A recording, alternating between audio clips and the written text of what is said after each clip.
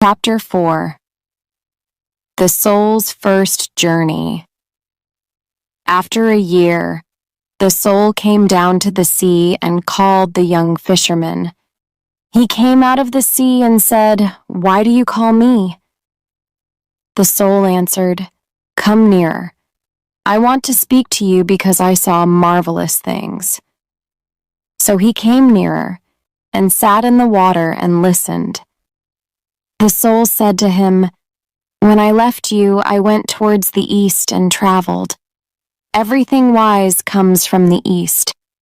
After 6 days, I came to the land of the Tartars. One night I saw a fire in a camp of a company of merchants. I went to them, and the chief of merchants stood up and took his sword. 'Who are you?' he asked. 'I am a prince, and I escaped from the Tartars,' I replied.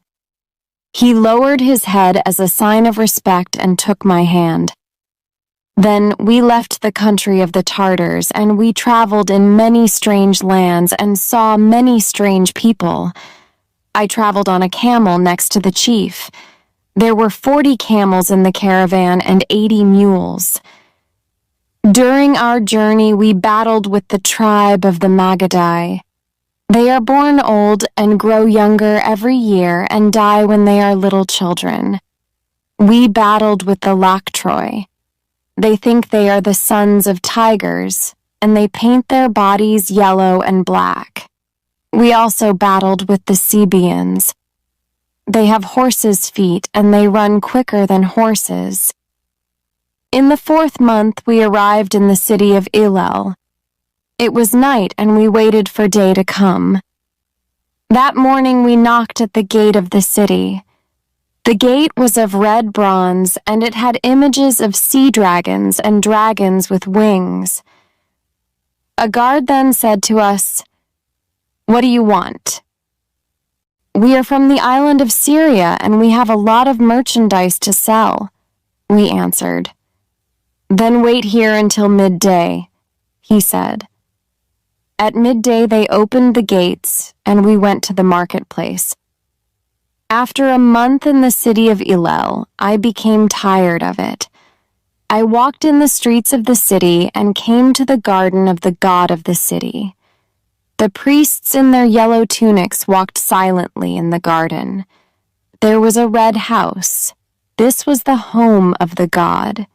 The doors had images of golden animals and peacocks on them. There was a pool of clear water in front of the temple.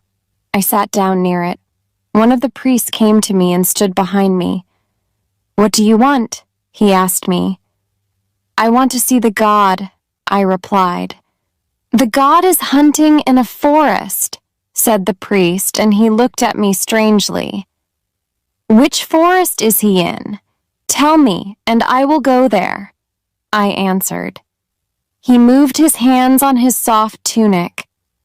"The god is asleep," he murmured. "Which bed is he in? Tell me, and I will stand near him," I answered. "The god is at the feast," he cried. "I will drink bitter or sweet wine with him," I said. He was surprised and accompanied me into the temple. In the first room, I saw an ebony idol on a throne, and it the size of a man. There was a ruby on its forehead. Its feet were red from the blood of a baby goat. I said to the priest, "Is this the god?" "This is the god," he answered, "and this is not the god." "Show me the god," I cried, "or I will kill you." I touched his hand, and it became small and dry. "Make my hand better, and I will show you the god," he cried. So I breathed on his hand, and it became better. He trembled and accompanied me into the second room. I saw an ivory idol on a lotus of jade with great emeralds on it. This idol was twice as big as a man. "Is this the god?" I asked him. "This is the god," he replied. "This is not the god." "Show me the god," I cried, "or I will kill you." I touched his eyes. and they became blind. "Please make my eyes better. Then I will show you the God," he cried. So I breathed on his eyes and they could see again. The priest trembled and accompanied me into the third room. There was not an idol in it, only a mirror. I said to the priest, "Where is the God?" He answered me, "There is no God, but this is the mirror of wisdom. It reflects all the things in heaven and on earth, but it does not reflect the face of the person if they look into it. So, this person can become wise. There are many other mirrors, but they are mirrors of opinion. This is the only mirror of wisdom. When you possess this mirror, you know everything. So, it is a God, and we pray to this God." I looked into the mirror. The priest didn't lie. Then I did something strange, but it is not important. I placed the mirror in a valley near here. We can walk there in 3 days. Let me enter you again and be your servant, and you will have wisdom. But the young fisherman laughed.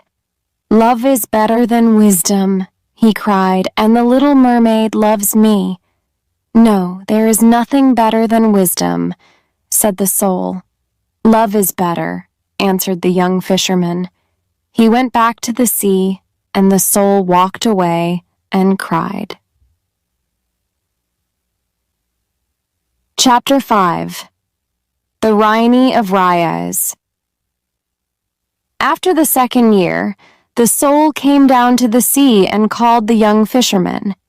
He came out of the sea and said, "Why do you call me?" The soul answered, "Come nearer. I want to speak to you because I saw marvelous things." So he came nearer and sat in the water and listened. The soul said to him, "When I left you, I went towards the south and traveled. Everything precious comes from the south. I traveled 6 days to the city of Ashtar. I saw the city on the morning of the 7th day. The city is like a bazaar. It is wonderful.